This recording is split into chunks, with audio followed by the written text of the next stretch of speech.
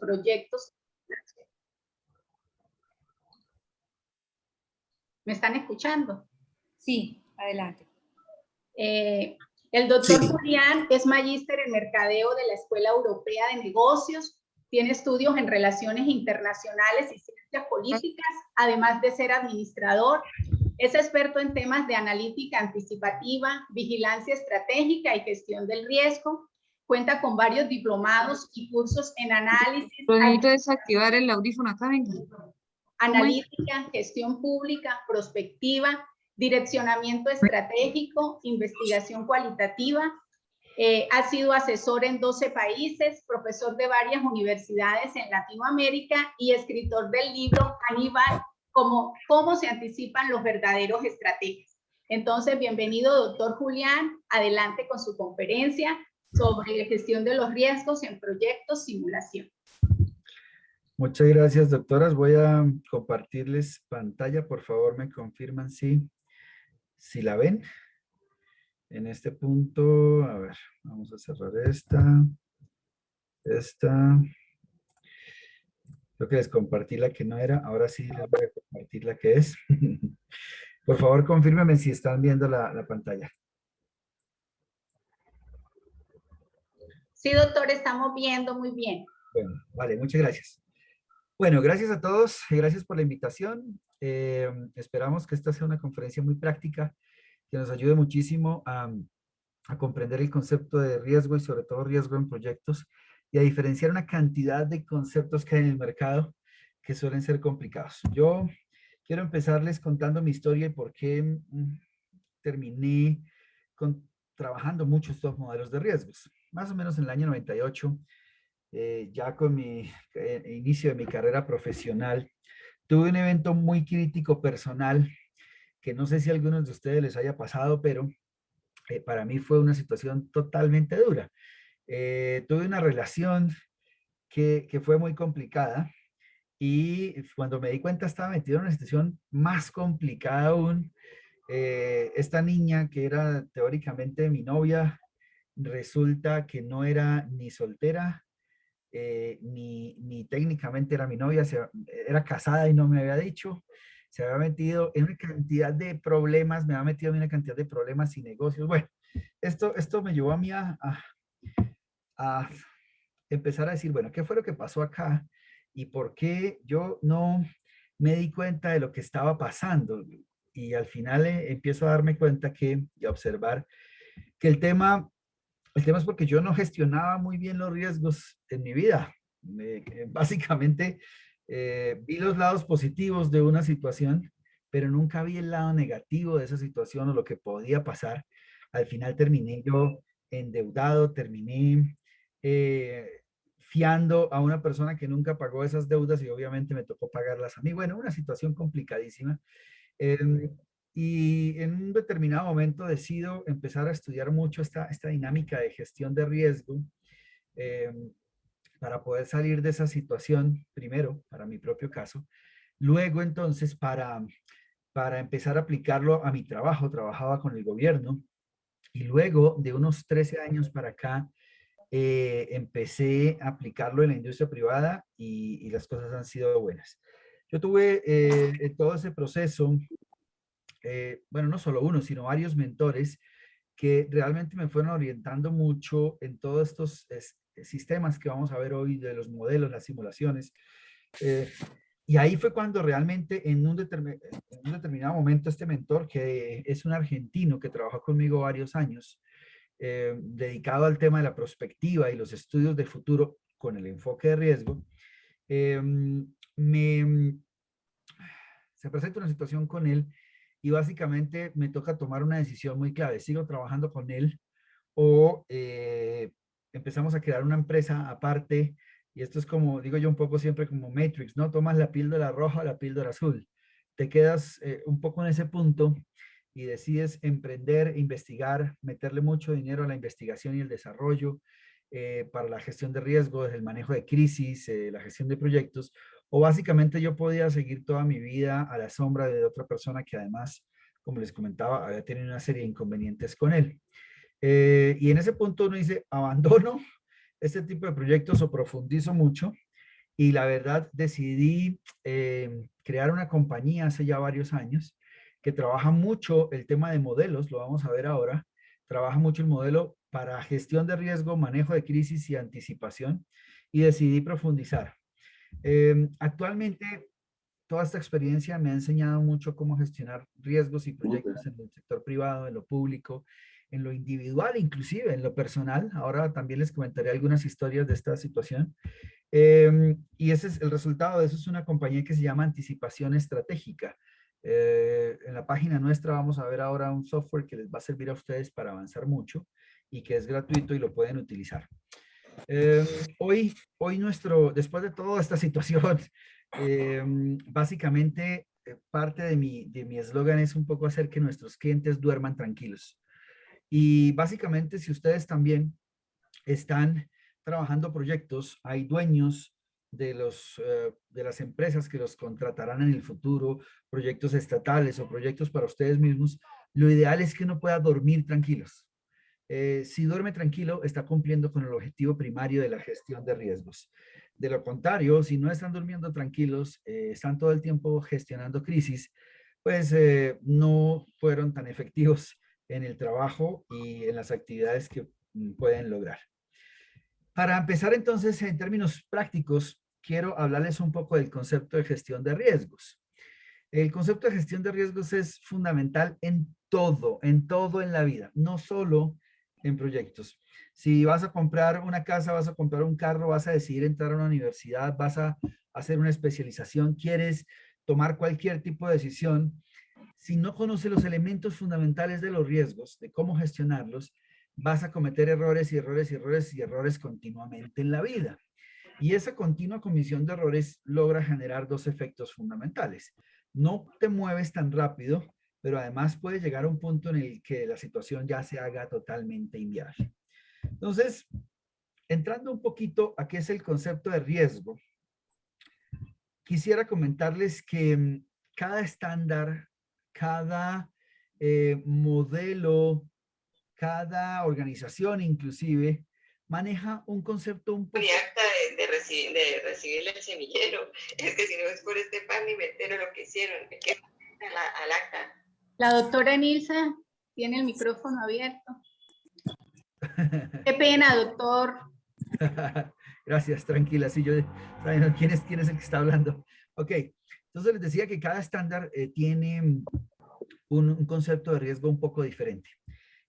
Sin embargo, básicamente podríamos entender el riesgo como algo que todavía no ha ocurrido. Es decir, que tiene una ocurrencia potencial en el futuro. Y ojo con esto que les estoy diciendo del futuro, porque tiene grandísimas implicaciones en el uso de modelos, de cualquier tipo, modelos cualitativos, cuantitativos, lo que ustedes quieran hacer para gestionar ese riesgo.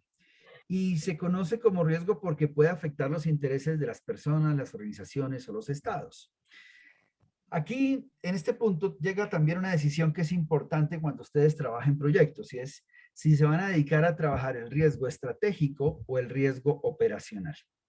Yo les recomiendo, o lo más recomendable, mejor, para manejar en proyectos son los riesgos estratégicos, no los riesgos operacionales. Entonces voy a empezar a hacer una explicación muy sencilla. Si un riesgo es algo que no ha ocurrido, pero que nos puede afectar, en lo operacional básicamente uno podría decir, por ejemplo, no, podemos perder que se nos pierda un computador de las oficinas. Eso es un riesgo operacional. Que se inunde el techo del edificio donde estamos trabajando. Es un riesgo operacional. Y todos los riesgos que están relacionados básicamente con las instalaciones, las personas, los procesos, la información, son riesgos operacionales. A diferencia de estos riesgos, el riesgo estratégico, y a mí me encanta una definición que utilizaba o que utiliza JP Morgan, dicen que es el riesgo de carácter político, social, económico, jurídico, que puede afectar tanto un proyecto o una persona de una manera tan grande que la puede básicamente sacar de operación. Entonces, les voy a poner un ejemplo muy puntual. Por ejemplo, si ustedes en esta época tuvieran una compañía de transportes y esa compañía de transportes se dedicara a movilizar personas y carga dentro de una ciudad como Bogotá, pues tendría riesgos operacionales menores, ¿no? Que el carro se pinche, que el carro que sufra un problema eléctrico, que mientras está conduciendo el carro puede atropellar a una persona, que el carro pierda el seguro. Esos son riesgos operacionales, están relacionados con el día a día. Pero, por ejemplo, los paros, las manifestaciones, los bloqueos, son riesgos de carácter estratégico que pueden sacar a la empresa de operación fácilmente. La pinchada de una llanta no es crítica. Un daño eléctrico no es crítico, pero que la compañía no se pueda mover por las calles de la ciudad o por las calles del departamento durante 1, 2, 3, 4 meses, sí puede sacar de operación a la compañía, o sea, la hace inviable estratégicamente. Y esa es la gran diferencia entre los riesgos operacionales y los riesgos estratégicos. Los riesgos operacionales tienen que ver con el día a día, mientras que los riesgos estratégicos tienen que ver con la situación, como se conoce a veces técnicamente, macroeconómica o externa, que es tan grande, tan complicada que puede sacar de la operación a una organización, un proyecto o a una persona. Teniendo en cuenta entonces ese punto que es tan importante, a mí me gustaría entrar a hablarles de cómo anticipar los riesgos. Y aquí la clave es esta palabra, anticipar. Si nosotros tenemos una situación que se está presentando o que se ha presentado durante mucho tiempo, ya no es un riesgo. Entonces se los voy a explicar aquí de una manera muy sencilla. Imagínense que esta es la línea del tiempo. En este momento estamos parados en el durante, todo el tiempo estamos parados en el durante. Y hay un antes y hay un después. Entonces, en esa línea del tiempo, cuando uno actúa después de que un riesgo se ha materializado, a esa situación se le conoce como control de salidas no conformes, se le conoce como reacción, se le conoce como investigación de eventos operativos, pero básicamente cuando la situación ya ocurrió, ya no es un riesgo, es un evento crítico o evento materializado. Si uno logra identificar el riesgo antes de que ocurra, se llama prevención, y si logra identificarlo en el durante, se puede hacer o medidas correctivas o lo que se llama una reacción rápida. Entonces, yo me he encontrado en estos 12 países donde hemos trabajado con la compañía nuestra en los últimos años, que la gente, los gestores de proyectos confunden esto que es tan fundamental. Y es que me dicen, no, es que tenemos un riesgo porque hemos tenido 15 situaciones en las que, por ejemplo, en los que hemos tenido daños de maquinarias, o en los que estratégicamente nos afectaron nuestras instalaciones, o en las que faltaron los recursos. Entonces yo les decía siempre, eso ya no es un riesgo, eso ya es un evento frecuente, un evento repetitivo. Claro, lo podemos gestionar desde nuestro modelo, pero la clave ante la gestión de riesgos es la anticipación. La anticipación, si tú puedes ver algo que va a ocurrir antes de que ocurra y tomar medidas no solo preventivas, sino también medidas anticipativas, básicamente vas a llegar al punto más alto de la gestión de riesgo. Ahora, a esto se le conoce como los momentos de la gestión. Sin embargo, cuando hablamos entonces de gestión de riesgo, hay muchas normas, hay muchos estándares. Yo les puedo nombrar ya 3 o 4. Por ejemplo, si ustedes trabajan en la parte de salud ocupacional, van a hablar de riesgos y hay toda una normatividad del Estado. Hay leyes, decretos, etcétera, etcétera. Si trabajan en la gestión de riesgo pura o en la cuestión de riesgo para proyectos, pueden encontrar la norma ISO 31000, inclusive la 31010. Pueden encontrar algunos estándares de organizaciones como BASC, que es la Organización Internacional para el Comercio Seguro. Pueden encontrar algunos estándares ya de organizaciones más dedicadas a la seguridad física, como ASIS, por ejemplo. Pero todos tienen unos puntos en común que les voy a comentar. El gráfico que ven aquí a la derecha muestra los 3 puntos claves, de las normas y los estándares, de los 3 puntos transversales, si quieren llamarlos así. Entonces, 1, hay que identificar el riesgo. 2, analizar el riesgo. y luego valorarlo o calificarlo, como le llaman a algunos de esos estándares, para poder gestionarlo. En el caso de la norma ISO 31000, que es la última versión, de hecho, habla de estos 7 pasos si se hacen en orden, ¿no? Entonces debe tener siempre comunicación y consulta con las otras áreas de los proyectos o de los equipos de trabajo. Luego, identificar cuál es el alcance del proyecto en términos de gestión de riesgos, identificar el contexto en el que se mueve ese proyecto y cuáles son los criterios con los que vamos a tomar las decisiones en esa gestión de riesgo. Y luego vienen los 3 centrales, ¿no? Identificamos el riesgo, analizamos el riesgo y lo valoramos, para luego hacer lo que se llaman medidas de tratamiento, seguimiento y revisión. Yo a veces inclusive prefiero cambiarle en el número 6 el nombre al tratamiento, porque es que el tratamiento es una de las tantas estrategias para gestionar el riesgo. Y de hecho, creo que no tengo una diapositiva, pero puede ser en un determinado momento que les comente ahora cuáles son las estrategias estándares para gestionar un riesgo. Eso tampoco hay que inventárselo. Aquí viene entonces un primer hito para la especialización que ustedes están haciendo o quieren hacer o simplemente para este evento. Si se aprenden estos mínimo 3 pasos, ojalá los 7 pasos, pero mínimo estos 3, analizar el riesgo, valorarlo, identificarlo, perdón, analizarlo y valorarlo, ya están haciendo un proceso técnico de gestión de riesgo. Sin embargo, la clave aquí es el paso número 5. O sea, en estos 20 y algo de años de experiencia que yo tengo, yo les diría que si no pueden aprenderse sino una sola cosa, apréndanse esta. Hay que valorar el riesgo y valorarlo muy bien o calcularlo, como le llaman algunos otros sistemas. Sin embargo, y aquí se los confieso totalmente, es el paso más mal hecho en la industria de la gestión de los riesgos. Es el que menos hace la gente y el que menos hace bien también, que es una situación mucho más crítica cuando uno se da cuenta de los modelos de gestión de riesgo. ¿Y por qué digo que es el que menos se hace bien? Porque la gente no utiliza herramientas técnicas para hacerlo. Y aquí apelo a una metodología que me enseñó ese antiguo socio argentino que les estaba comentando al principio, que le llamaba el método de los dígitos basculantes. Y el método de los dígitos basculantes, yo creo que hoy es el que más se utiliza a nivel internacional para hacer las valoraciones de riesgo. ¿Alguien conoce ese método de valoración de riesgo? ¿Alguno de ustedes que me pueda comentar algo o participar? Yo soy muy participativo en la charla, si se van a ir dando cuenta.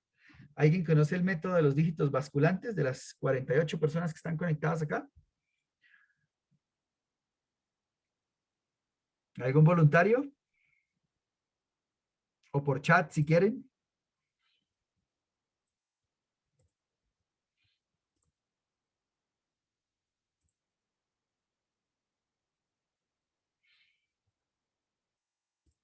¿Nadie? Se los voy a explicar entonces rápidamente. Básicamente, en el mundo, casi en todo el mundo, el método de valoración de riesgo se fundamenta en esta tabla que está acá. A veces con menos niveles, como en el caso colombiano, 3 niveles de consecuencia versus 3 niveles de probabilidad, o a veces con 5 niveles, como lo ven acá.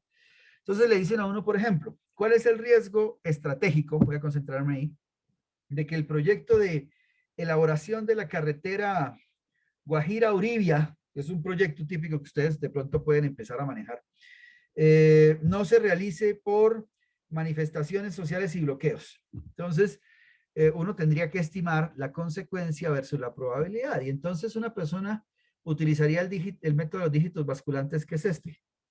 Yo creo que la probabilidad de que eso pase es media. Entonces lo ubica acá en posible, ¿no? Y las consecuencias que tendría para el proyecto, otra vez los dígitos basculantes, yo creo que las consecuencias serían moderadas. Y entonces el riesgo termina clasificado como medio, y no le ponen mucha atención. Y eso tiene unos problemas grandísimos, gravísimos en la gestión de riesgos, porque todo el proceso que se suponía técnico termina siendo totalmente subjetivo y aparte de subjetivo, termina siendo insustentable, ¿no? Parte de los estudios que uno puede hacer precisamente en estas especializaciones, como la especialización en proyectos y sobre todo el módulo específico de la gestión de riesgos, va a solucionar ese problema fundamental. Y tenemos que hacer técnica la gestión de riesgos porque yo siempre digo que es como la diferencia entre un chamán y un médico. Si tú haces eso de yo creo que esto es medianamente posible y la frecuencia de impacto es alta, estás siendo un chamán. Si utilizas modelos, sistemas matemáticos, que lo vamos a ver son muy sencillos realmente, pero utilizas ciencia, te estás convirtiendo en un médico. Y lo que yo he visto durante los últimos años en la gestión de riesgo, que esto es impresionante, es que la mayoría son más chamanes que médicos. Entonces imagínense que ustedes van a una cita, tienen un accidente en una calle, van conduciendo el carro y se parten una pierna. Y luego llegan a un hospital, al primer hospital, y le dicen a la persona que está teniendo emergencia, me partí una pierna, tengo un problema, ayúdenme. Básicamente la primera persona que hace el triage, la clasificación médica, los evalúa y les dice, ok, los voy a pasar a la sala de rayos X con urgencia, primero a emergencias, luego de rayos X y lo vamos a ver qué podemos hacer. Pero hay algún problema, salen de ese hospital, se va la luz y los tienen que trasladar a un segundo hospital. Cuentan el mismo rollo, llegan y sin embargo esta persona les dice, oiga, yo lo que creo que usted tiene es un problema del corazón, porque como lo veo a usted triste y preocupado y gritando, creo que es un problema del corazón, y no del corazón físico, sino del corazón emocional. Pero por alguna razón los tienen que llevar inmediatamente a un tercer hospital, y el tercer hospital, viendo que eres hombre, de pronto llega y la evaluación le dice, ¿sabes qué? Yo creo que lo que pasa es que estás embarazado. Pregunta abierta y les pido que vayan compartiendo por chat sus percepciones sobre el tema. ¿Qué pensarían ustedes primero de la medicina en general cuando 3 médicos o enfermeros los evalúan de una manera diferente ante la misma situación? ¿Qué pensarían ustedes? Primera pregunta abierta. Segunda pregunta, ¿qué pensarían ustedes sobre 3 diagnósticos, ya no sobre la medicina en general, sino sobre 3 diagnósticos que son totalmente diferentes? El primero decía que sí, era una herida abierta, el segundo decía que era un problema emocional o del corazón, y el tercero que era un problema de, ya ni me acuerdo, no sé, del páncreas, o que estaba embarazado, ya estaba embarazada la persona. ¿Y cuál sería el resultado si los ese 3 tipos de sistemas se aplicaran a la solución al tiempo? ¿Qué creen que pasaría? ¿Quién nos quiere colaborar, por favor? ¿Alguna participante? Ojalá con audio. Si no, al menos por chat. Esto que parece un ejemplo tonto, se los voy a clarificar y profundizar en detalle en unos minutos. ¿Qué creerían de algunas de esas preguntas? ¿Quién nos ayuda? En el chat contesta Julio Murillo. Chat, Julio. Gracias. A ver, voy a abrir el chat.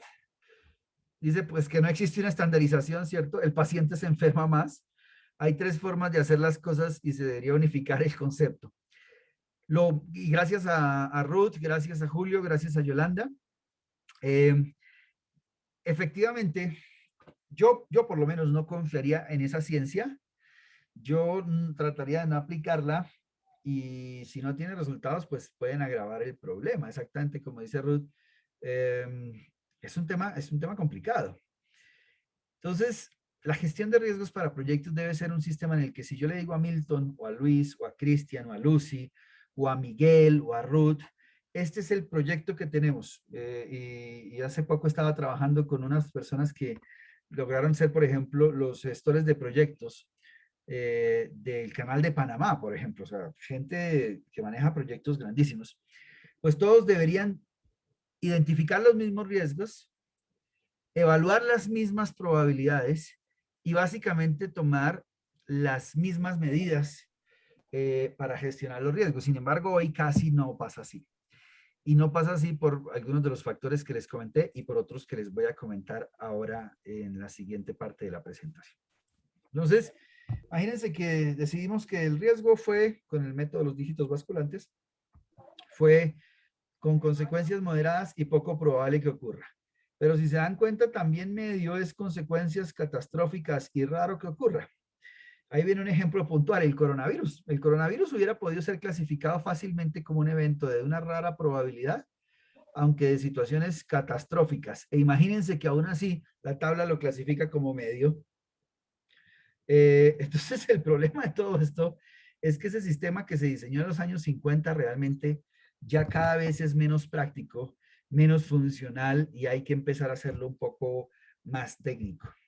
Entonces, les voy a hablar de algunos sistemas que se utilizan hoy para calcular las probabilidades de que algo ocurra. Y ojo, porque los dos primeros no son científicos, sin embargo, se siguen utilizando. Yo tuve un caso con una clienta que en vez de tener un equipo de asesores, y es una compañía muy grande, tenía 8,000 puntos en el país, ella tenía a una astróloga de cabecera. Y aunque parezca chistoso, la señora, en vez de consultarle a su equipo de asesores muchas de las decisiones, esta señora lo que hacía básicamente era llamar a la bruja de cabecera y decirle, voy a hacer esto, ¿qué piensa usted? Voy a tomar esta decisión, ¿qué piensa usted? Pues les doy la respuesta de lo que terminó siendo. Al final la señora terminó en la cárcel, en este momento está en la cárcel, porque claramente un gestor de riesgo no puede ser un astrólogo o un adivinador. Pero lo planteo porque lo he visto, no se imaginan en cuántas situaciones personales, en cuántas situaciones de inversión, inclusive en algunos gobiernos en este momento, ustedes los conocen, por ejemplo, en Centroamérica, en Nicaragua, las decisiones se toman basadas en astronomía, el golpe de estado de Myanmar y las situaciones de gobierno se basan en astrología, en una astronomía, pero en astrología y en mecanismos de adivinación. Por encima de la línea, los métodos y técnicas para gestionar el riesgo, aunque parezcan chistosos, son no científicos.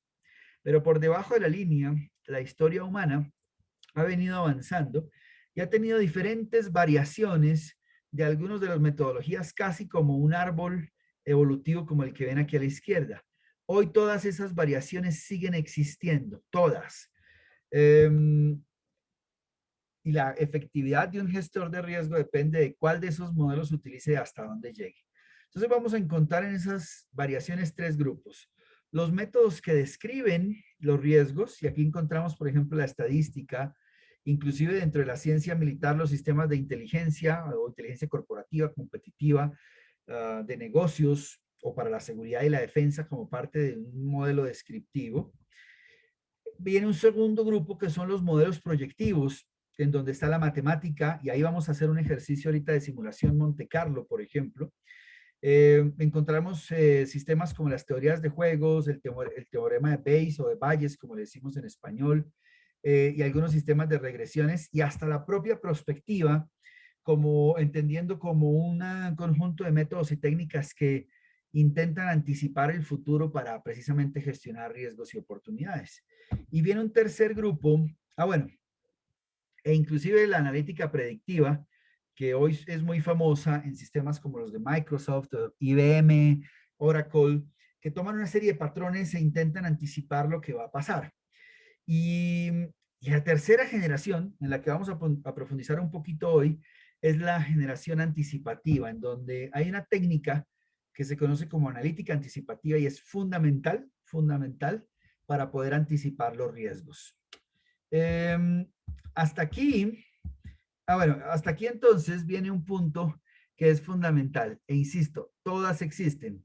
Hoy hay personas y compañías que gestionan el riesgo basados en adivinación, otros en astrología, otros en estadística, otros en ciencia militar o todo lo que está relacionado con inteligencia competitiva corporativa de negocios, otros en modelos, incluyendo los modelos como Monte Carlo, teoría de juegos, sistema bayesianos, otros en prospectiva y analítica predictiva, y finalmente otros también en analítica anticipativa. La clave, entonces, insisto, es cómo calculamos la probabilidad de que un riesgo ocurra y cómo nos anticipamos para gestionar. Hasta aquí, entonces, estoy haciendo una primera parte, una primera intervención como general para comentarles a todos como la introducción a la gestión de riesgo y simplificar. Y a mí me gusta hacer 2 o 3 interrupciones en la presentación para ver si hasta aquí alguien tiene alguna pregunta, una intervención, una sugerencia en el chat. ¿Hay algo que quiera que profundicemos de estos primeros conceptos? Porque este es como el kinder de la gestión de riesgos para los proyectos. Ahora vamos a pasar a la primaria en la segunda parte de la intervención. Luego pasamos a la secundaria y a la universidad.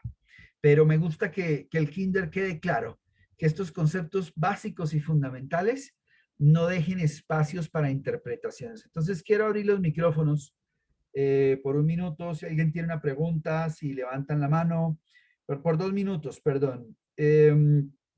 Si alguien quiere poner alguna intervención en el chat, algún planteamiento que se requiera. Entonces voy a dejar 2 minutos a partir de ahora, por favor.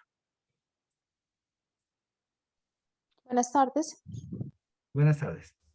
Yo tengo una duda con respecto a los riesgos. Deben de influir para mi concepto y tiene una influencia bastante grande con respecto a los costos que se asumen en un proyecto. Sí, eso es verídico y eso, digamos, una mala planeación de estos riesgos efectivamente me puede impactar bastante el proyecto. De, digamos, de unos 50, ¿cuánto me podría estar impactando? Sí, mira, en pantalla creo que, a ver, eso que acabas de decir es clave. Y en el mundo de la gestión de proyectos, todos lo conocen. Lo que no conocen es cómo calcular esos costos. Entonces, de todas las metodologías que existen, hay una de ASIS, de la Asociación Internacional de Analistas de Seguridad Industrial. Y dentro de esas hay una fórmula matemática dentro de una de las guías que dice cómo calcular el costo financiero de un riesgo o de la materialización de un riesgo y cómo gestionarlo desde esa fórmula. Esto es fundamental porque si no se entiende desde la fórmula matemática, la gente no va a poder calcularlo y si quieren, bueno, cada uno de estos manuales cuestan $90, la verdad. Yo los tengo desde hace unos años, pero no han cambiado. Sin embargo, en pantalla les voy a mostrar la fórmula específica de cómo hacer esos cálculos y aquí está. Miren, por ejemplo, la probabilidad de, o frecuencia también, de los cálculos de eventos de pérdida, pero se puede aplicar no solo a eventos tangibles, sino por ejemplo a eventos reputacionales, a pérdidas de activos tangibles, porque al final las empresas terminan entendiendo sobre todo que la gestión de riesgos tiene que terminar impactando es el dinero de las organizaciones, ¿no? Entonces aquí se dice que P es igual a F sobre N y que P es la probabilidad de que un evento pueda ocurrir, F el número actual de ocurrencias y N el total de número de experimentos que se han hecho para calcular ese evento. Y más abajito vamos a encontrar una fórmula en la que podemos encontrar realmente los cálculos específicos, aquí está, de los costos de un evento, por ejemplo, riesgoso. Y entonces se calcula, dice que el cálculo de ese costo, ¿cierto? Este está en inglés. Yo creo que lo tengo traducido ya en español. Denme un segundo y se los muestro. Para un cliente trabajamos hace un tiempo el procedimiento de prevención de pérdidas, por ejemplo, prevención de pérdidas. Aquí está. Y básicamente le enseñamos a ese cliente a gestionar los riesgos basados en el costo económico, porque de otra manera los directivos, los decisores, no van a entender, pero si tú les dices, mire, si este riesgo se materializa, nos cuesta 352.3 millones de pesos, ya la gente empieza a decir, ok, aquí hay algo a lo que tenemos que ponerle cuidado. Entonces, esto existe, aquí está, miren, aquí está entonces la fórmula de ingresos, voy a ampliarlo un poquito, 150. Hay que calcular los ingresos obtenidos, el monto de capital disponible para inversión, la tasa de rendimiento porcentual, el tiempo en días en el que ese dinero está disponible para la inversión y cruzarlo con valores como el costo del reemplazo permanente de ese producto o servicio, el costo de sustituir ese producto o servicio, los costos totales relacionados y si se puede descontar algún tipo de seguro o indemnización. Y así uno puede gestionar los números de un riesgo diciéndole, este riesgo nos puede llegar a valer tanto.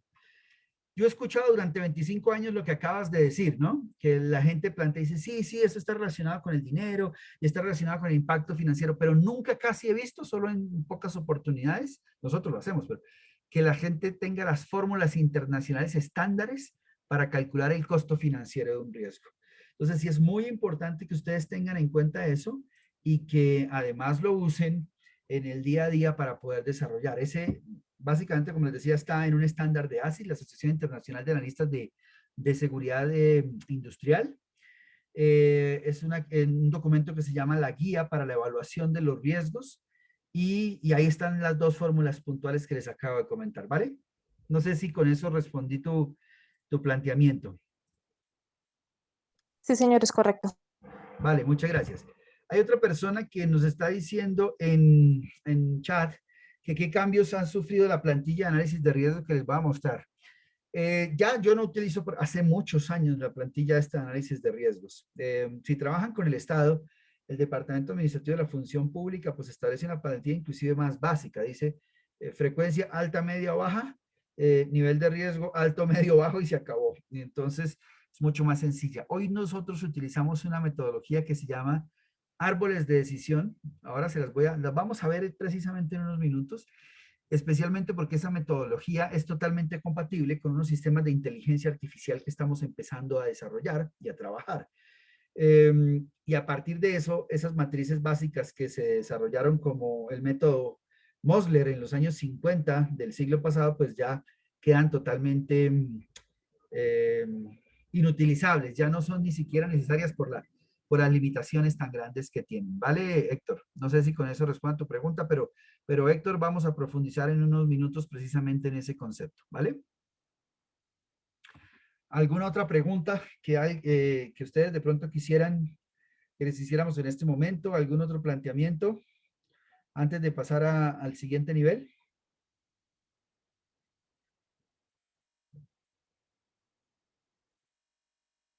Ok. Vamos a ir entonces a la segunda media hora de la charla, en la que empezamos a profundizar un poquito más los conceptos. Voy nuevamente a compartir pantalla y voy a pedirles a alguno de ustedes, no sé si pueda tener dos voluntades, mentiras, primero vamos a hacer la simulación Monte Carlo. Vamos a pasar a la simulación Monte Carlo y les voy a mostrar con un Excel normal, de hecho yo ya no utilizo casi Excel, sino sistemas de Google Drive en línea, un modelo que es fundamental para poder hacer este tipo de situaciones que ojalá lo utilizara más gente. Yo ya no lo utilizo, lo utilicé varios años, pero ojalá lo utilizara mucho más gente, que es lo que se llama las simulaciones, y dentro de las simulaciones Monte Carlo. Entonces, básicamente se llama Monte Carlo porque viene del nombre de los casinos del Principado de Monte Carlo, precisamente en Europa, y se basa en números aleatorios. Y cuando uno entonces empieza a generar una cantidad de números aleatorios en la práctica, puede llegar a construir modelos que son muy complejos y basados en esos modelos entonces tomar decisiones. Entonces aquí les cuento un caso real antes de empezar a hacerles una simulación en línea. El año pasado, para un proyecto que estábamos haciendo, decidimos hacer simulaciones Monte Carlo sobre los juegos de chance. Escogimos 3 loterías, Chontico Día, Chontico Noche, Cafeterito Día, Cafeterito Noche, o sea, cada lotería tiene sus variantes, etcétera, etcétera, y montamos unos sistemas en los que simulamos los números aleatorios y con base en los números aleatorios empezamos a desarrollar una serie de cálculos y un proyecto para ver si podíamos utilizar un algoritmo que nos sirviera luego para la bolsa. Les confieso que después de trabajar casi 2 meses en simulaciones Monte Carlo hechas con Excel, en el primer mes logramos ganar 17 veces el chance.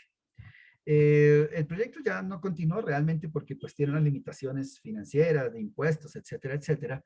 Pero lo que les voy a mostrar, por ejemplo, podría mostrarnos cómo hacer una simulación Monte Carlo para calcular los riesgos de un proyecto básico y no necesitan más que Excel o un sistema como Google Drive que les pueda servir a ustedes para tomar los variables fundamentales de una situación y simularlas.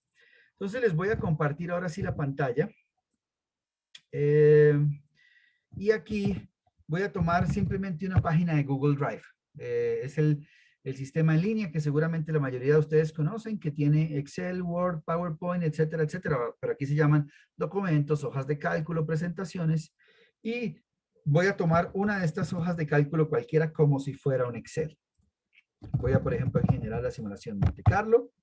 Y voy a simular en línea, mientras voy hablando con ustedes, una situación, por ejemplo, como la del chance. Entonces, imaginémonos que hoy está una lotería, que es la Lotería de Bogotá, y los números que pueden salir están ubicados entre el 1 y el 9, ¿cierto? Entonces, utilizo una fórmula que se llama la fórmula aleatorio, que es la fórmula fundamental del Monte Carlo. Este es el número aleatorio.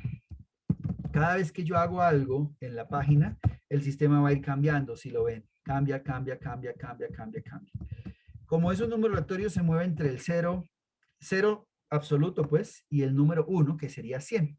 Entonces, básicamente voy a redondear ese número y redondeándolo con una fórmula que se llama redondear, voy a decirle que me saque un número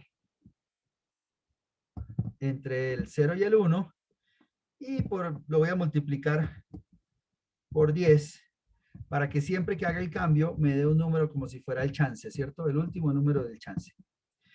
Con base en esos números, entonces, voy a simular y voy a crear una macro. Antes se llamaban macros, ahora se llaman, eso se llaman scripts, que son pequeños programitas que podemos correr.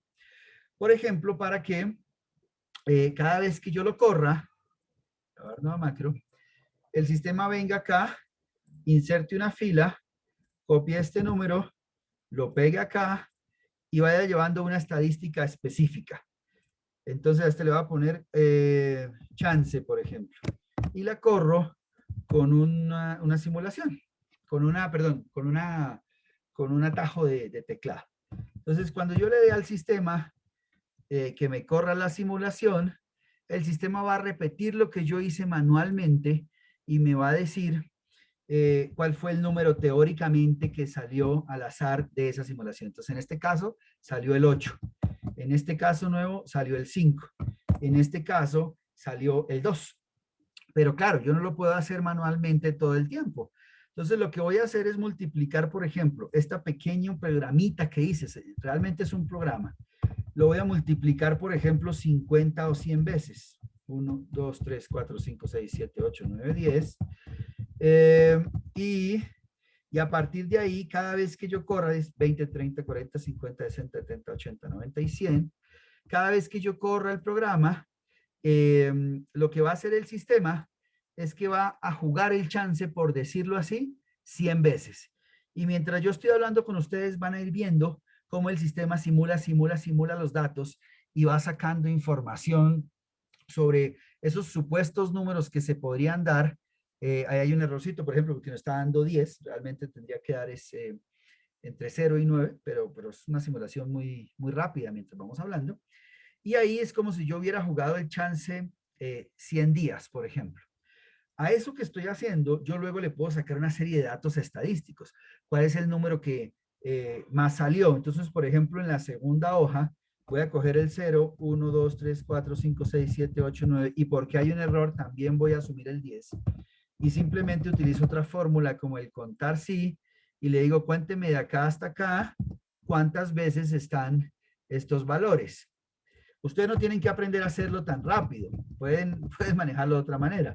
Pero aquí, por ejemplo, cuando sacamos estadísticas y ya empezamos a sacar gráficos, podemos ver que hay unos números que se repiten más que otros y que esos números, si los analizamos muy bien, podrían empezar a darnos datos sobre lo que puede pasar. Entonces, por ejemplo, en esta primera vez, el número 6 es el que sale más veces. Y si yo vuelvo a correr otros 100 días, pero ahora lo voy a hacer mejor, voy a tomar esta simulación que hicimos a cabo, este programa, y lo voy a correr 300 veces como si fuera un año. Entonces, los datos pueden empezar a ser mucho mejores.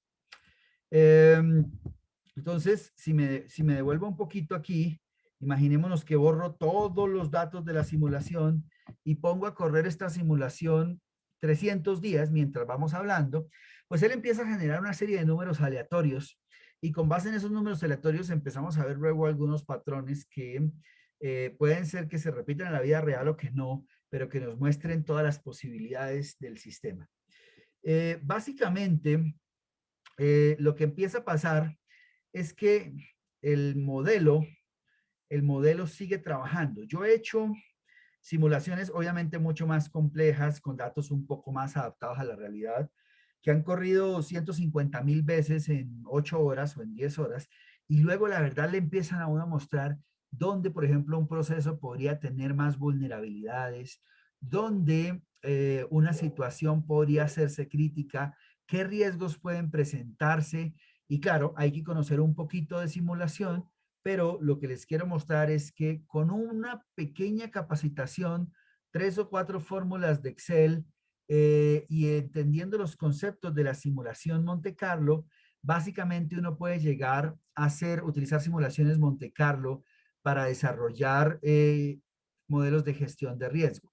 Esto lo hice mientras iba hablando con ustedes, es un modelo básico de una sola variable y cosas por el estilo, pero con este principio se puede llegar a hacer cosas mucho más complejas. Entonces, miren, por ejemplo, aquí corrió 300 días, y de esos 301 días, nos empezó a mostrar que otra vez el 6 sigue siendo un patrón que se nos repite y ahora el 9 nos aparece ahí. Pero honestamente, con las capacidades que hay hoy, para correr, por ejemplo, computación en la nube, como esto que yo estoy haciendo, con servidores como los de Google y con estas tecnologías que son gratuitas, que le dan a uno con un Gmail, yo he corrido simulaciones que tienen 40 millones de operaciones automatizadas y que se demoran 10, 12, 15 días. Ahorita tenemos un modelo para la bolsa, por ejemplo, que trabaja con 200 archivos que se actualizan en tiempo real, van tomando la información, corre minuto a minuto y ese lleva corriendo como unos 4 meses, por ejemplo, sin parar. Entonces, básicamente lo que les quiero comentar es que el primer salto para ser científico, este tipo de situaciones, es crear modelos. Y un modelo es una situación que representa la realidad, no es la realidad, es una representación mental, gráfica, computacional de la realidad, pero que nos empieza a dar unos primeros indicadores de por dónde podrían estar los riesgos y a partir de ahí tomar decisiones un poco más sustentadas, ¿vale?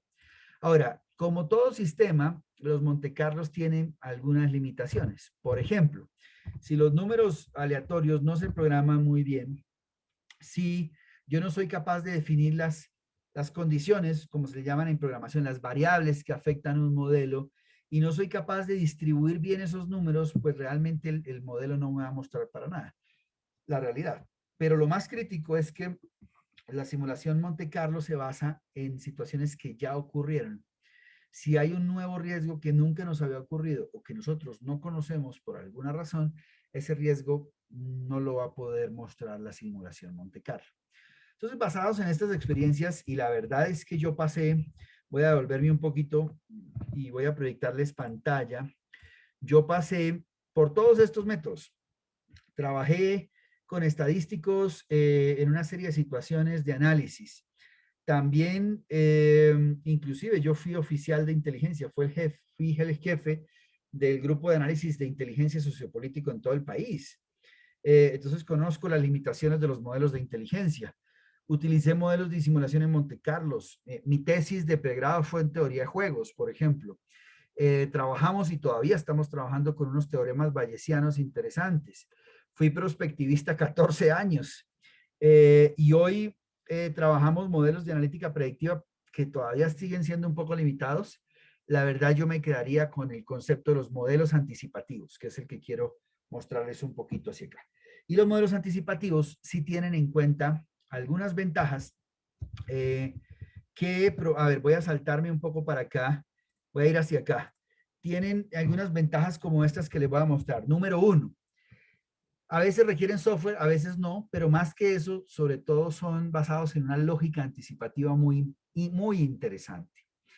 Requieren un poquito de capacitación y conocer ciertos procesos para montar las estructuras anticipativas, pero la verdad es que, por ejemplo, en la compañía nosotros desarrollamos unos software que les comentaré al final, que llevaron a que los procesos, por ejemplo, que eran de prospectiva o de análisis de riesgo futuro, que es una tontería porque el riesgo siempre es futuro, pero llamémosle análisis de riesgo futuro, que se demoraban 8 y 9 meses, hoy se pueden hacer en 15 minutos. 15 minutos con esos software que permiten calcular, ni siquiera calcular porque el software ya calcula, permiten ver lo que puede ocurrir realmente en una situación.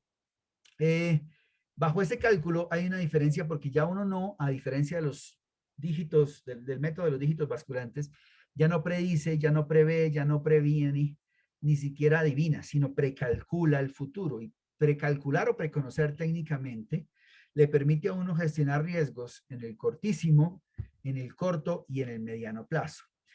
Yo dejé un poco, después de ser 14 años prospectivista, la lógica del futuro de largo plazo, porque cuando uno piensa en el futuro de 10, 20 o 30 años, básicamente se está metiendo en el espacio de la ciencia ficción, porque hay tantos millones de variables o de posibilidades que pueden afectar el futuro, que la verdad, básicamente lo que puede hacer es ver algo de megatendencias y empezar a visualizar alguna situación. Pero cuando ustedes entonces tienen esa capacidad de anticipar o de hacer analítica anticipativa para la gestión de riesgos con ese tipo de modelos que les voy a mostrar y precalcular el futuro y empezar a ver lo que puede ocurrir en el cortísimo, corto, mediano plazo, entonces van a poder mejorar la toma de decisiones y sobre todo tener dos conceptos fundamentales para la gestión de riesgos: certeza de lo que va a ocurrir y una confianza objetiva. Una confianza que se basa en cálculos, no en percepciones. Para los que quieran, y creo que en este momento vale la pena hacerlo, por ejemplo, nosotros hacemos cálculo de riesgo estratégico, riesgo sociopolítico, en el canal de YouTube que tenemos, Julián Meneses, y este, por ejemplo, fue el último que dice cuánto durará el paro. Hace 5 días sacamos el video, bueno, ya tenemos 2,000 visitas, pero utilizamos estos métodos y técnicas. Entonces les voy a mostrar durante 4 minutos el último video para que vean cómo, combinando esos modelos de gestión de riesgo y estructurando la analítica anticipativa, podemos tomar datos y gestionar proyectos, gestionar nuestra vida, gestionar organizaciones. De hecho, por ejemplo, uno en donde hicimos unos cálculos muy fuertes, sí, no, es este. Lo voy a poner aquí en pantalla, se demora 4 minutos para que lo vean y podamos entender cómo los nuevos modelos matemáticos nos permiten calcular este tipo de cosas.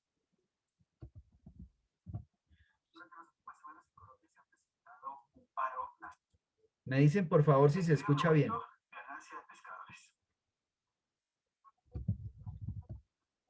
Durante las últimas semanas en Colombia se ha presentado un paro nacional.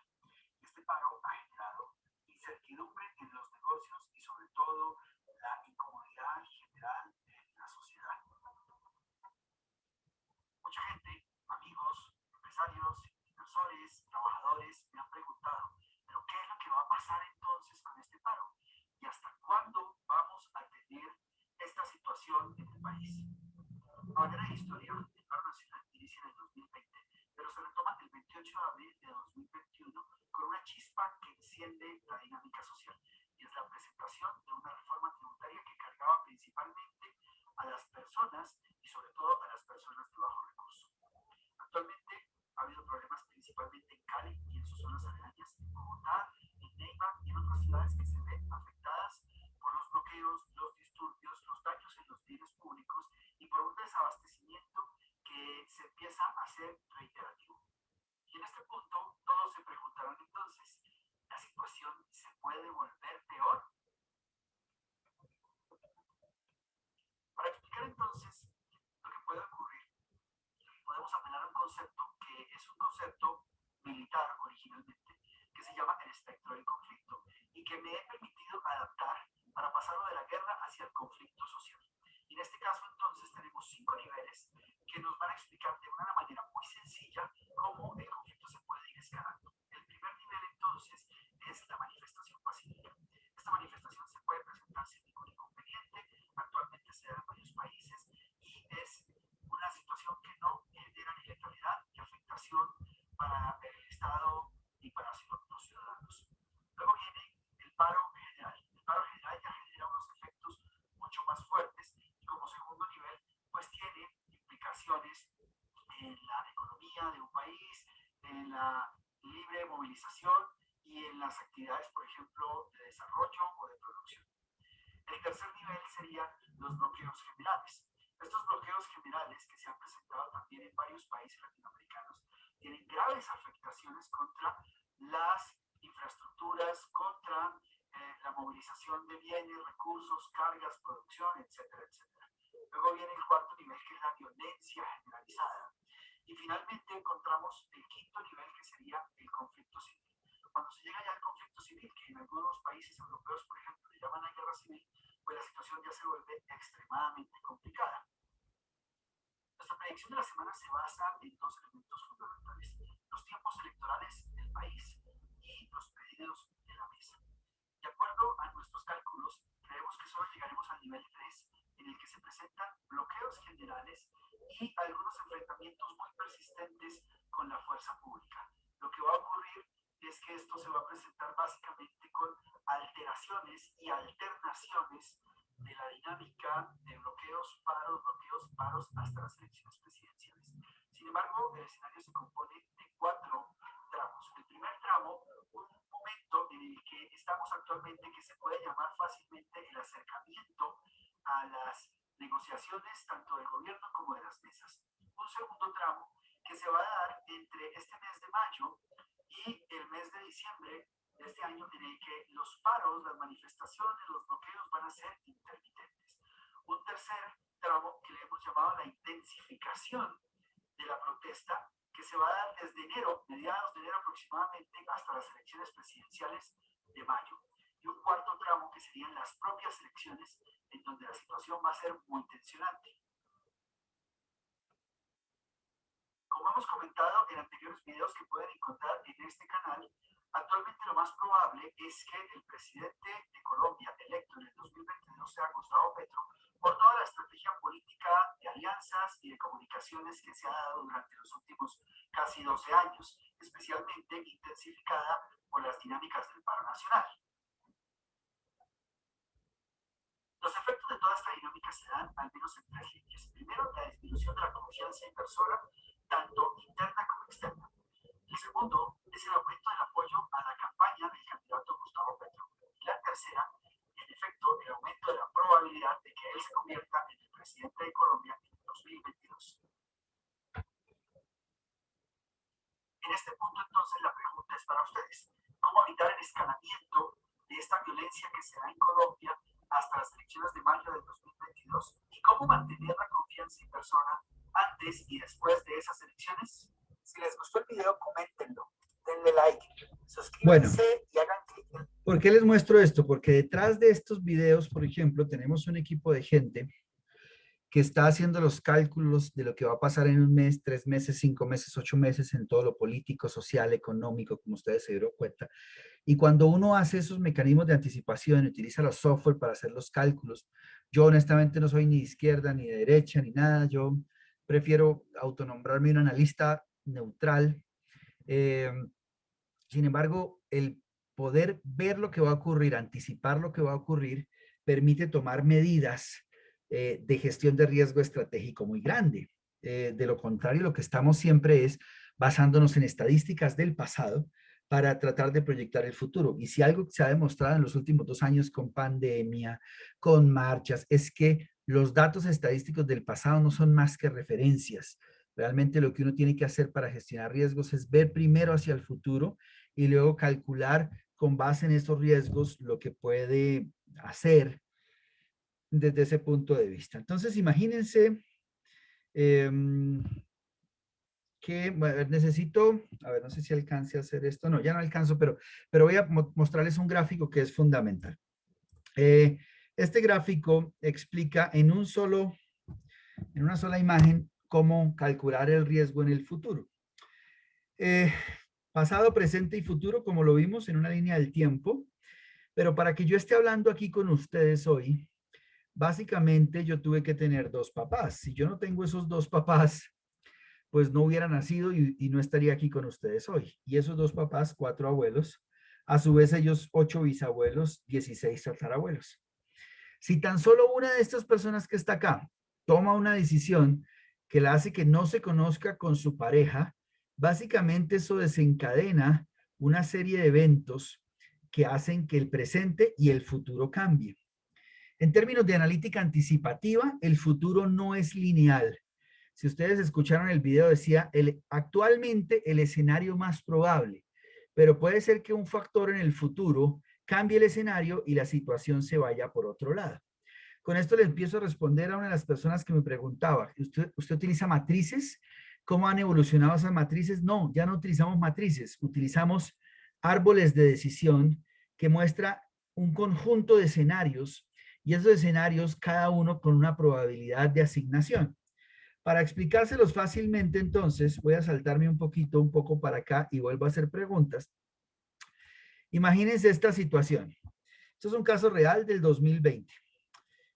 2020 es una moneda latinoamericana con respecto al dólar. Entonces, esa moneda, si se dan cuenta, en enero empieza a subir, en febrero sube, en marzo sube, en abril sube. Si seguimos mirando el gráfico, la pregunta que les haría a ustedes es, ¿qué creen? ¿Qué dice la tendencia? ¿Hacia dónde va? ¿Va a seguir subiendo? ¿Se va a mantener arriba? ¿Va a bajar? Quisiera ver en el chat de pronto, o si alguien me dice verbalmente qué creen de esa situación.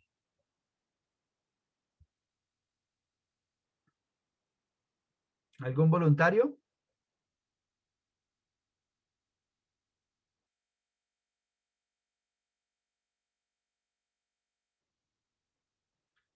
¿Algún voluntario que de pronto nos quiera ayudar por chat o por video? Alguien diría que es impredecible. Javier, gracias. Es un planteamiento, ahora les voy a mostrar. Andrea del Pilar dice que cae. ¿Hay alguien que diga que se mantenga o que suba más? Porque yo puedo estar engañándolos aquí con el gráfico. Les voy a mostrar entonces lo que pasó. Lo que pasó en la vida real es que cayó. Luego trató de volver a subir, luego bajó, subió, bajó, subió, bajó, subió. Y esto es lo que se llama, este punto de acá es lo que se llama un cisne negro, es decir, algo inesperado. Era el dólar versus el sol peruano. Y se le llama cisne negro porque nadie está esperando que eso ocurra. Los cisnes siempre son blancos, no son negros. Hay un libro buenísimo para la gestión de riesgo que se llama precisamente El cisne negro y otro que se llama Jugarse la piel. Es de una persona que trabaja mucho riesgo estratégico, especialmente para inversiones, Nicolás Nasib Taleb. Les recomiendo que se lo lean si están metiéndose en este mundo de la gestión de riesgos para proyectos. Y básicamente él dice que si uno se basa en los datos del pasado para intentar proyectar el futuro, no tiene elementos claves para hacerlo. Realmente es casi que tirar un dado al aire. ¿Cómo debería hacerlo? Debería hacerlo por escenarios. Debería decir, este es el punto, pero el dólar en ese momento puede subir o bajar. Si sube, entonces subiría hasta tal nivel. Si baja, bajaría hasta tal nivel. Y así empezar a hacer una serie de cálculos y el escenario 1 tiene una probabilidad del 20%, el escenario 2 del 50%, y así es una serie de cálculos. ¿Por qué casi nadie hace esto? Porque hacerlo manualmente es un tema súper complicado. Yo inclusive intentaba hacerlo hace unos años manualmente y resulta que pueden salir 50 millones de escenarios. Entonces, ¿quién calcula eso? Pero también no hacerlo nos lleva a un caso que se conoce como el caso del pavo y el Día de Acción de Gracias. El pavo nace en enero, vive hasta noviembre, y durante 11 meses nada cambia. Todos los días crece, despierta, come y se acuesta feliz hasta que un día en noviembre lo sacrifican.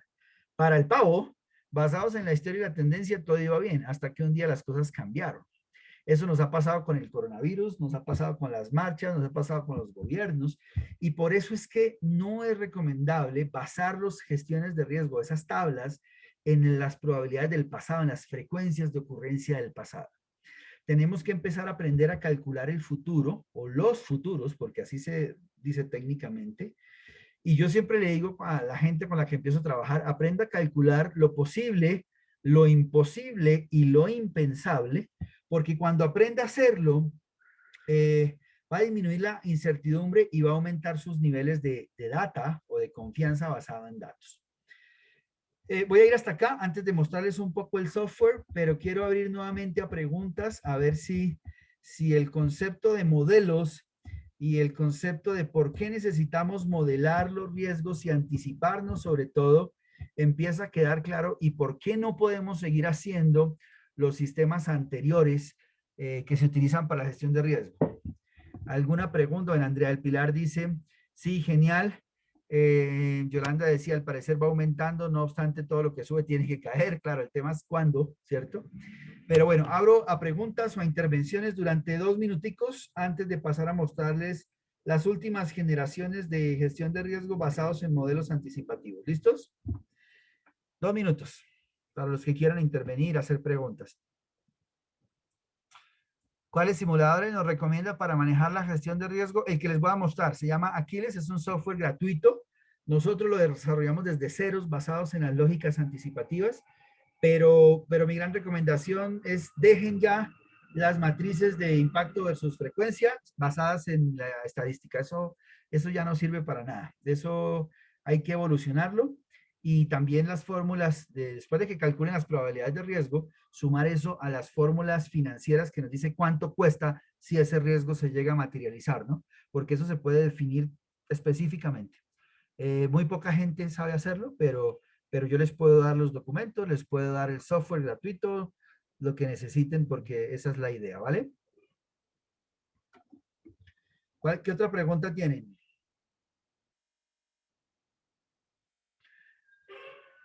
Vale, Gina, lo vamos a hacer ahorita precisamente en la última parte. Ok, los 2 libros, entonces se los voy a poner en pantalla si quieren para que los vean. El primero se llama El Cisne Negro. Se llama como una película de Nicolás Taleb. Aquí lo ven en pantalla.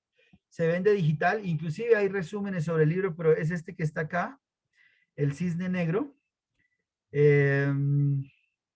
Voy a ponerle acá, libro. El segundo es de él también. Se llama Jugarse la piel. Jugarse la piel. De Nicolás Nassim Taleb también. Son buenísimos si uno quiere empezar a trabajar sistemas de gestión de riesgo. De gestión son muy buenos. Y el otro que le decía, la guía para los cálculos es de la Asociación Internacional de Analistas de Seguridad Industrial, ASIS.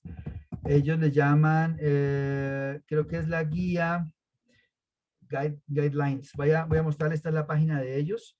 Lo que pasa es que comprarlas cuesta $90 cada una, entonces si quieren yo se las comparto a la directora del programa para que ustedes la puedan tener, y hasta si quieren les comparto ya la traducción en español para algunos clientes que nosotros hemos hecho, porque parte de esos libros vienen en inglés. Y entonces, mira, aquí los ven, $100, $100, $90, bueno. Y realmente ya, pues para los que los adquirimos y los tenemos, pues es mucho más fácil para ustedes, ¿vale? Ok. ¿Alguna otra pregunta antes de continuar? Me parece que estos momentos son claves porque es donde todos nos retroalimentamos. Ahora les tengo 2 noticias interesantes al final. Bueno, mentiras, les voy a dar una noticia de una vez. Nosotros escribimos un libro en el 2015, precisamente hablando sobre cómo gestionar riesgos basados en analítica anticipativa, etcétera, etcétera. Si ustedes entran a nuestra página web anticipacionestratégica.com, bueno, ahí está, no sé qué está pasando, pero sí, anticipacionestratégica.com, van a poder descargar el libro gratis que se llama Hannibal, cómo se anticipan los verdaderos estrategas, que vale $49,900 y que realmente en su versión digital todavía sigue costando como $29,000 pesos. Entonces, yo les recomiendo también que lo descarguen, entren, se logueen. Aquí le den quiero el libro gratis porque habla precisamente de cómo la gestión de riesgo y los modelos han venido evolucionando en los últimos 70 u 80 años para hacer de esto una ciencia y mostrar técnicamente los resultados y decirle a la gente, esto es lo que va a pasar, yo se lo garantizo con un 90% de efectividad y con base en eso tomemos decisiones para mejorar los modelos, ¿no? O sea, ahí lo pueden hacer, ese es un regalo que le damos siempre a la gente en las conferencias, sobre todo en las charlas, y que les puede ayudar. ¿Algún otro planteamiento, pregunta? Bueno, entonces Lucy está diciendo que los proyectos públicos son muy mal planteados. Sí, efectivamente, y no tienen una buena metodología de gestión de riesgos, sí. Eso se da porque en los proyectos públicos se cumplen los mínimos, ¿no? Es decir, lo que dice el Departamento de la Función Pública y es haga una matricita de 3 niveles de impacto y 3 niveles de frecuencia y con eso entonces supuestamente gestione los riesgos, pero en la realidad lo que yo he visto es que terminan legalizando. Entonces, la ley dice que tenemos que hacer esto. Le anexan un formatico, lo llena por ahí el secretario que ni siquiera sabe del tema y al final pasa lo que nadie quería que pasara, pero como no hicieron una buena gestión de riesgos, no avanzaron en el tema. Yo he tenido varios proyectos con el sector público y la verdad la primera recomendación que les doy es dejen ese sistema a un lado porque es lo mínimo y ejecuten sistemas de gestión de riesgo mucho más avanzados que incluyan riesgos no solo probables, sino también posibles y a partir de ahí concéntrense en una buena gestión de riesgos. Antes de que se me olvide, les voy a comentar, ya voy a, Luis Alonso, la siguiente pregunta. Antes de que se me olvide, les voy a comentar las estrategias estándares de gestión de riesgo que les dije ahorita que se las iba a dar y no se las he pasado. Si quieren tomar pantallazos, si quieren hablar de esto. Miren, si uno quiere gestionar el riesgo, no hay sino estos caminos que ustedes ven acá. Aceptar o asumir el riesgo, como lo ven aquí en línea. Y es cuando uno dice, pues no hay nada que hacer, me tocó quedarme con él. El segundo es cambiar la probabilidad de ocurrencia. Esto solo se puede hacer si uno utiliza métodos de analítica anticipativa. El tercero es cambiar las consecuencias del riesgo. El cuarto es compartir el riesgo, ¿no? Entonces, si uno utiliza alianzas, consorcios, asociaciones temporales, subcontrataciones, está compartiendo el riesgo. El otro es eliminarlo. Esto no siempre se puede hacer porque a veces el riesgo tiene causas externas que no se pueden controlar. Y como no se pueden controlar, pues nada que hacer. Ahí esa estrategia no se puede utilizar. Luego viene el eludir el riesgo, que básicamente significa que uno pueda utilizar algunas estrategias para que la amenaza, si es una amenaza humana, pues se desinforme o tome decisiones erradas. Luego viene escalar el riesgo a una instancia superior, ¿no? Entonces, si yo no puedo controlarlo, una técnica es hacer que el riesgo sea gestionado por alguien que tenga mayor autoridad o mayor capacidad. Otra es evitar el riesgo. Ya sea eliminando la amenaza, cambiando la actividad o evitando realizar esa actividad. Explotar el riesgo a favor de la organización, a veces se puede hacer dependiendo del tipo de riesgo o de lo que uno quiera lograr. Mitigar el riesgo y transferir el riesgo. Son las estrategias más comunes que hay y la verdad es que esto es como un juego de cartas. Ante un riesgo uno tiene que escoger cuál es la carta que se va a jugar. Luis Alonso Copete dice, he notado que las MGA son muy poco eficientes para la gestión de proyectos y no sé si el mismo Luis Alberto está planteando si se puede aceptar el riesgo cuando eso tiene un impacto medio o alto, pero es más costoso corregirlo o evitarlo. Sí, efectivamente, miren, mi experiencia demuestra que excepto compañías donde se juega muchísimo dinero, como los sectores financieros, los sectores mineros, etcétera, etcétera, casi nadie se toma en serio la gestión de riesgos. Lo toman como un requisito porque hay que cumplirlo, pero la verdad yo creo que se debería tomar mucho mejor. Y en algunos proyectos, como los que ustedes están empezando a formarse, en los proyectos grandes, sobre todo cuando se requiere inversión internacional, sí se toma el riesgo en serio. Y dos, me pregunta si cuando hay un impacto medio, pero es costoso evitarlo, o corregirlo se puede aceptar. Yo no recomiendo que se acepte porque esa es la estrategia de la bendición, ¿no? O sea, sabemos que nos pueden impactar, pero es muy costoso hacerlo, entonces mejor no hagamos nada. Yo no recomiendo eso. La estrategia de la bendición no es la mejor estrategia de la gestión de riesgo. La mejor estrategia es tratar de cambiarlo, por ejemplo, para eludirlo, evitarlo o transferir el riesgo a alguien. Por ejemplo, si yo tengo un riesgo muy grande de que me roben los carros o que me los afecten ahorita el paro, pues simplemente los aseguro y no es muy costoso. Y ese aseguramiento es una estrategia porque transfiero el riesgo a un tercero. Entonces, bueno, básicamente yo nunca recomiendo aceptar el riesgo si el nivel de cálculo sobrepasa el bajo, porque es una probabilidad que se puede presentar y entonces uno termina afectado. O sea, ahí aplica la ley de Murphy. Si algo malo puede pasar, va a pasar. Ok, ¿alguna otra pregunta antes de avanzar? Ya nos quedan unos minuticos, aunque el software lo puedo mostrar en 10 minutos sin problema, para que ustedes lo hagan, lo reciban, etcétera, etcétera. ¿Alguna otra pregunta?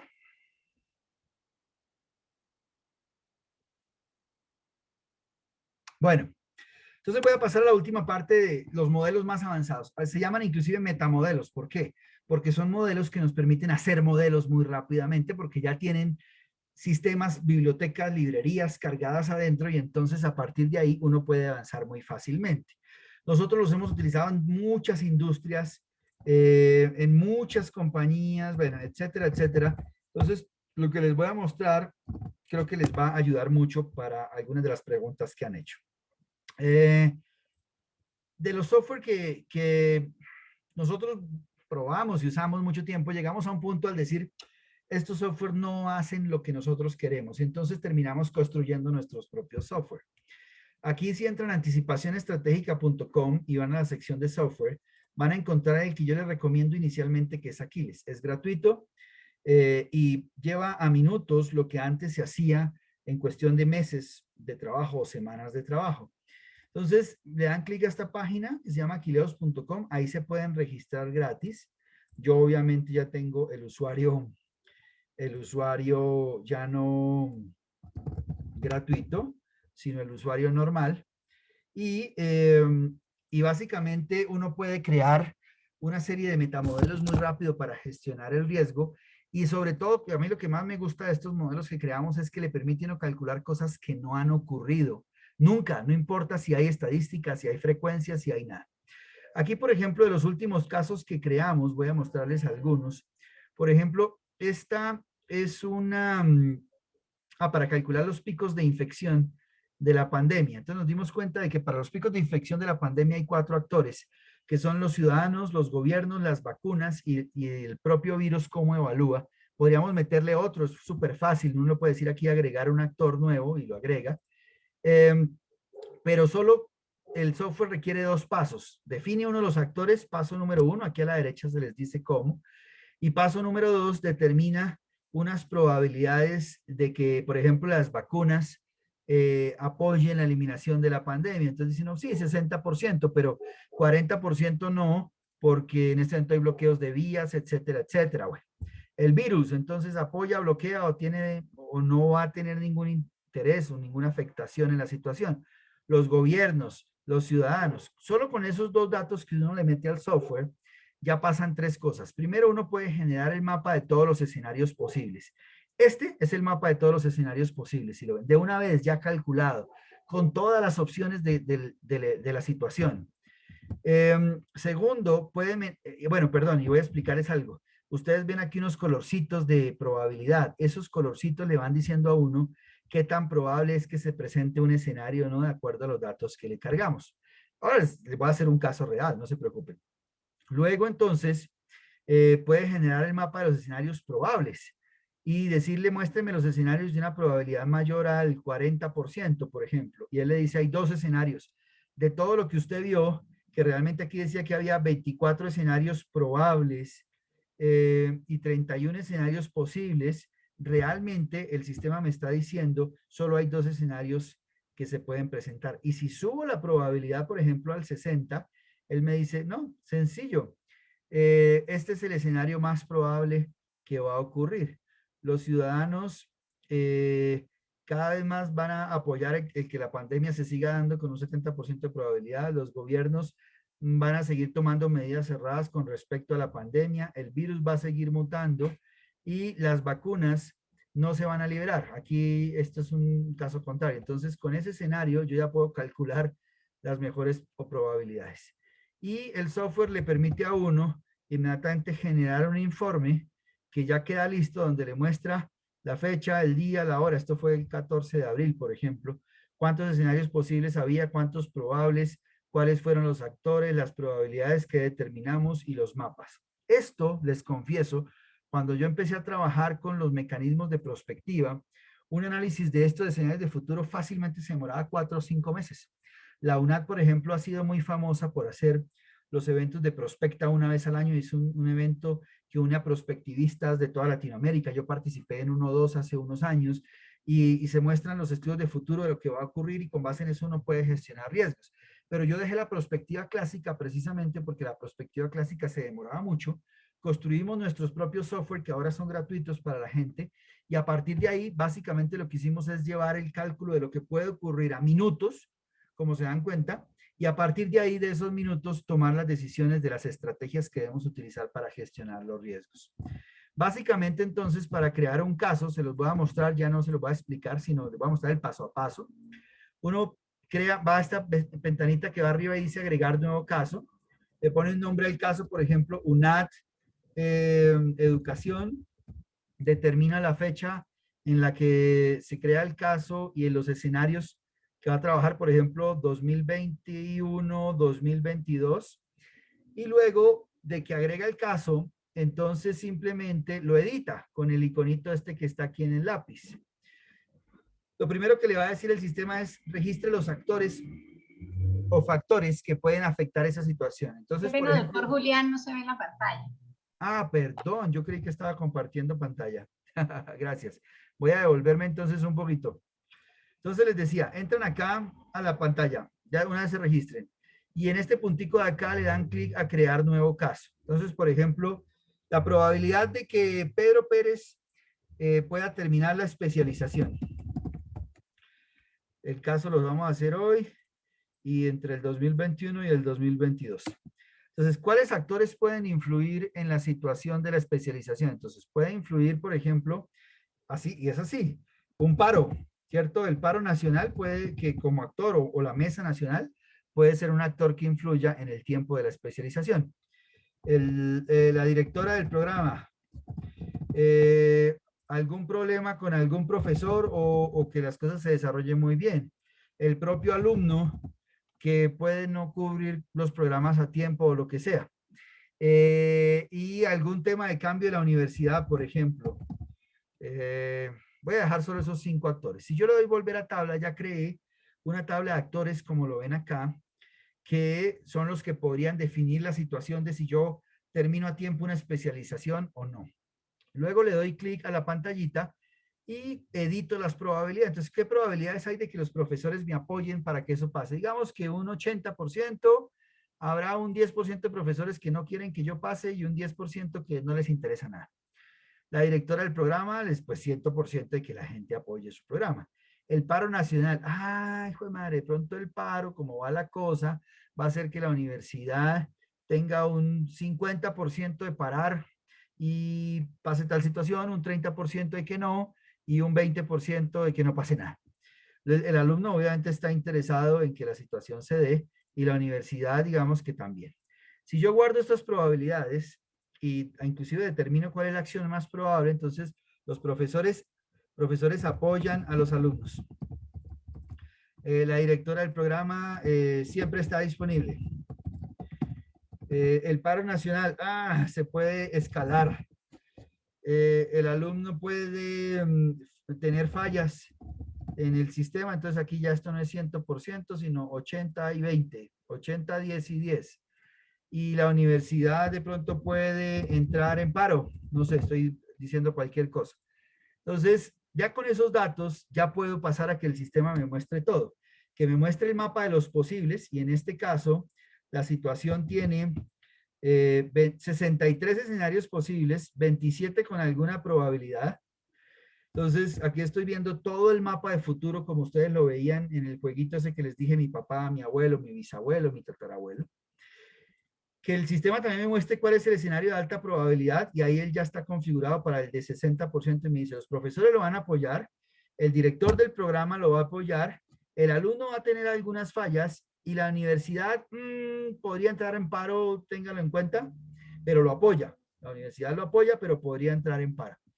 Y con base en eso, entonces, poder hacer los cálculos, tener los informes y pasar a lo que llamamos la ingeniería de futuro, que en esencia es ya no planear, sino hacer los cálculos que se requieren para que con base en cada uno de esos escenarios que estamos planteando, podamos gestionar los riesgos muy bien. Les recomiendo que arranquen por este software, es gratuito. Nosotros tenemos un software, pero ya es mucho más avanzado, ya es como nivel maestría, requiere un poco de entrenamiento mucho más grande, ya requiere un tiempo más específico para trabajar la situación. Bueno, creo que cambié la clave y no me acuerdo, pero empiecen por este, y a partir de ahí ya los que estén interesados les podemos dar versiones de software más avanzado. que hace todos los cálculos y todo, y les ahorra semanas y meses de trabajo. Yo no intervengo más, voy a dejar un espaciecito más para preguntas, dudas, sugerencias, de pronto el cierre por parte del programa. Simplemente quiero terminar con esta conclusión. Si quieren gestionar los riesgos de los proyectos, tienen que hacerlos basados en ciencia, no en chamanes, no en chamanería, pues, y la ciencia se basa sobre todo en modelos y metamodelos. Pueden utilizar cualquier tipo de modelo, pero los más avanzados son los de analítica anticipativa y son hasta gratuitos. Entonces, ¿por qué no utilizarlo? Espero que les haya gustado. Muchas gracias a todos por la invitación y ahora preguntas o a cierre final, dependiendo de lo que determinen ustedes en el programa.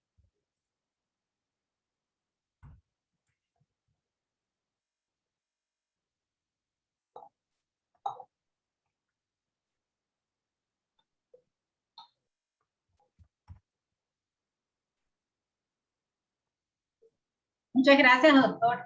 Julián, ¿tienen alguna pregunta? ¿Alguno desea realizar algún comentario final o alguna pregunta?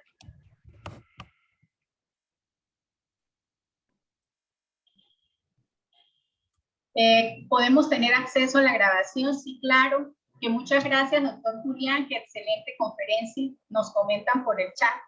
Sí, estoy viendo acá. Muchas gracias a ustedes por la invitación. Y ¿algún otro comentario que alguien quisiera realizar o alguna pregunta al doctor Julián? Sí, muy buenas tardes. Buenas tardes. Bueno, habla Pedro Ubaque de la ciudad de Tunja. Quisiera preguntarle al doctor Julián si tiene pronto alguna bibliografía que nos recomiende para leer y ampliar más los conocimientos, que es bien interesante. Realmente desconocía todo lo que hoy aprendí. Vale, gracias. Yo les recomiendo que entren, lo primero, o sea, para que no pongan a perder el tiempo ni leer cosas que no son muy viables, les voy a entrar a la página de la Organización Internacional de Estándares, la ISO, la versión en español. Léanse la norma ISO 31000 de la versión 2018. Se las estoy poniendo aquí en el chat. Arranquen por ahí. Esa es como la Biblia de la gestión del riesgo. Si ya pueden profundizar un poquito más, vayan a leerse la ISO 31010. La 31010 ya son métodos de análisis para la gestión de riesgo. Sin embargo, no es fácil ni barato encontrar ese documento, pero yo lo tengo, la ISO 31000, les voy a poner el enlace acá para que lo pueda bajar el que quiera. Aunque tengo creo que la versión, no, sí, no recuerdo si tengo la versión chilena o la versión colombiana, pero es la misma. Aquí tengo la versión chilena. Se los voy a poner aquí en el enlace para que el que quiera pueda profundizar un poquito más. Luego, les recomiendo que se metan a leer el manual que les digo de ASIS, ASIS International, especialmente la guía relacionada con la evaluación de riesgo. Si quieren, se las voy a compartir aquí en línea también. Porque esa sí es bien costosita, como les decía, viene en inglés, pero ahí pueden tomar alguna información clave. Y los dos libros, o los dos libros que les decía de Nicolás Nassib Taleb, y el libro que se puede inscribir en la página web y automáticamente se les envía a su correo electrónico, es fundamental para entender los metamodelos que se utilizan ahora. Yo creo que con eso ya están por encima del 95% de los gestores de riesgo del país, la verdad, y pueden aplicar eso a los proyectos, ¿vale? Listo, doctor, muchas gracias, muy amable. Bueno, a ti. Bueno, muchas gracias. Entonces, no tenemos más preguntas. Muchas gracias, doctor Julián. Muchas gracias por esta excelente conferencia sobre la gestión de riesgos de una forma tan actualizada. También muchas gracias por compartirnos ese excelente material. Nos gustaría pues que en futuros eventos nos siga acompañando para que nos comparta esos conocimientos que usted tiene y ha adquirido a lo largo de tantos años de experiencia. Muchas gracias a todos los asistentes. Les recuerdo también a los estudiantes que las matrículas se extendieron hasta el 31 de mayo para el periodo intersemestral. Entonces, feliz tarde para todos. Muchas gracias a todos por su asistencia. Muchas gracias, doctor Julián. A ustedes, doctor.